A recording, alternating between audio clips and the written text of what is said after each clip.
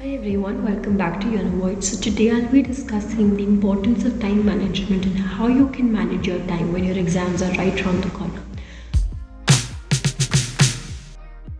So in my opinion, the one-stop solution to this very big question of time management is just making a list.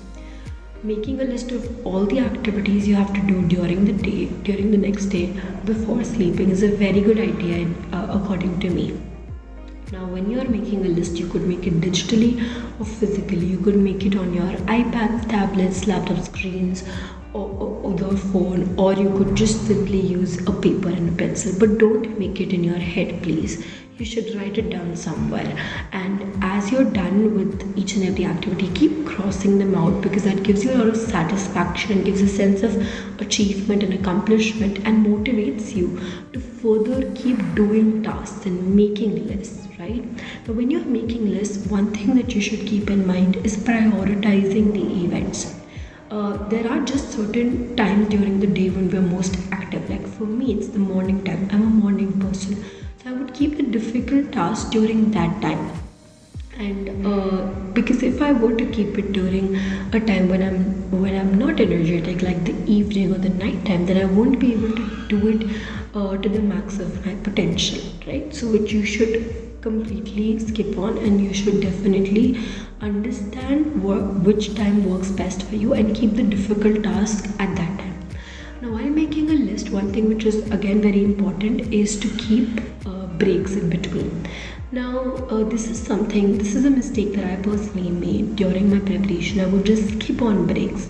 But that would lead to basically me oversaturating my brain with information. You shouldn't do that. You should keep breaks. You should keep 20-30 minute gaps in between your study sessions. Should not study at a stretch, right? It will actually prevent you from retaining a lot of information. And when you're taking those breaks, you can do whatever you like. You can listen to music, you can talk to your friends, talk to your family members, whatever motivates you. Shouldn't do something that will demotivate you further, right? And you can even take power naps if those work best for you, right?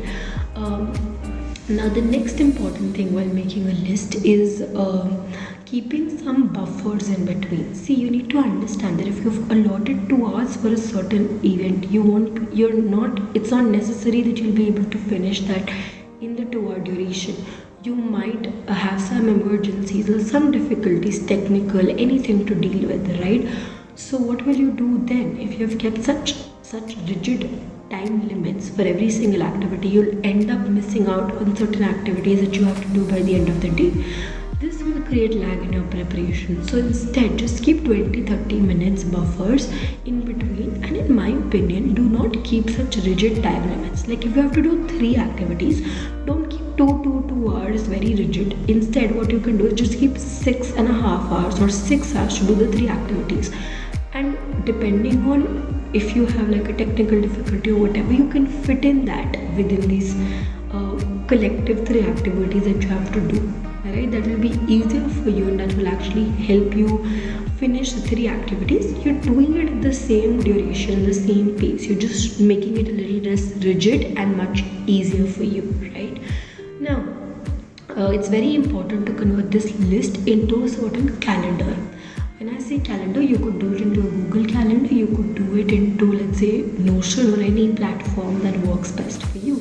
For me, it was personally a Google Calendar. Now, while making that Google Calendar, you should keep one rule in mind, which is the rule that I worked with, 6+6 rule. 6 hours of preparation and 6 hours of practice. If you are somebody who is enrolled in any coaching or any crash course, then 6 hours of attending the classes of that coaching and 6 hours of revising whatever you studied and practicing the material, giving mocks, analyzing the mocks. But let's say if you are somebody who's indulged in self-preparation, then 6 hours of just building your core concepts, watching YouTube videos, following whatever Telegram channel you follow for material, and then 6 hours of practicing from different books, from different channels, from different Telegram channels as well, and also working on mocks and analyzing the mocks. But the reason I'm not giving you a rigid Google Calendar is because I everybody has a very different schedule of the day, and I believe that you should fit in whatever I've given you, whatever tips I've given you while making in your own schedule, and you should keep all these things in mind while making any list or any calendar.